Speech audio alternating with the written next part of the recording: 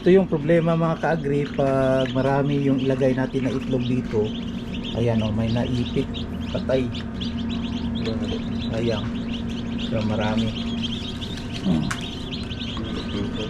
Ayan, balik yan. Ayan.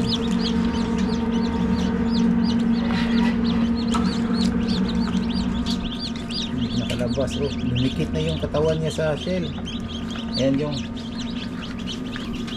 problema pag sobrang dami yung ilagay natin na itlog yung sobra talaga yung nalagay natin. Ayan, buhay pa to.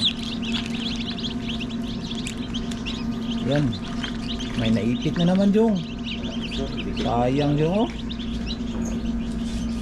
Wala? Dikit na masyado. Daming kung ano namatay, naipit.